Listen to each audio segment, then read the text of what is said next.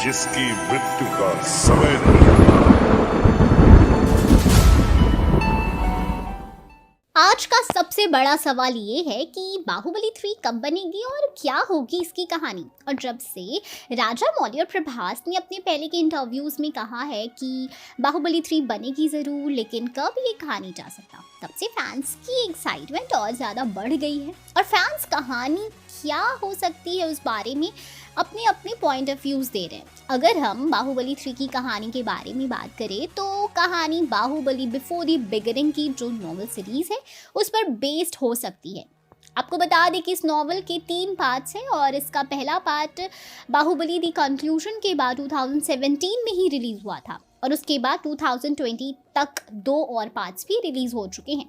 पहले Baahubali before the beginning नाम की नेटफ्लिक्स सीरीज़ की 2018 में ऑफिशियल अनाउंसमेंट भी हुई थी और ये सीरीज़ एस राजा मौली और अर्का मीडिया वर्क्स प्रोड्यूस करने वाले थे, जो आनंद नीलाकांतन ने ही लिखा है, जो बाहुबली फ्रेंचाइजी के पार्ट के तौर पर रिलीज होने वाली थी। लेकिन किसी रीजंस की वजह से नेटफ्लिक्स ने अपना ये प्रोजेक्ट कैंसिल ही कर दिया।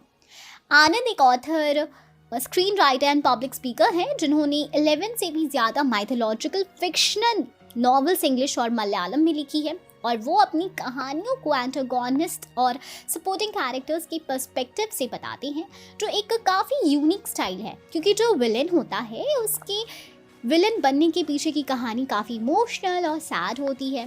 उन्होंने असुरा दी टेल ऑफ वैंक्विश्ड से अपना डेब्यू किया था। ये कहानी भी एपिक रामायण पर बेस्ड है और इसमें उन्होंने रावण के पर्सपेक्टिव से रामायण की कहानी बताई है। उनकी बुक्स तमिल, हिंदी, मलयालम, तेलुगु, कन्नड़, मराठी, बंगाली, गुजराती, इंग्लिश और इंडोनेशियन से में भी रिलीज होती है।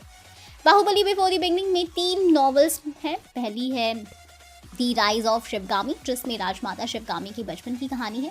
दूसरी है चतुरंगा, ये काफ़ी दिलचस्प किताब है। इसमें शिवगामी का टप्पा Somdev, real king of Mahishmati, उनके बेटे बिजल देव और महादेव, फादर ऑफ बाहुबली की कहानी एक साथ बताई गई है और काफ़ी अच्छी तरह से सभी किरदारों को कनेक्ट किया गया है।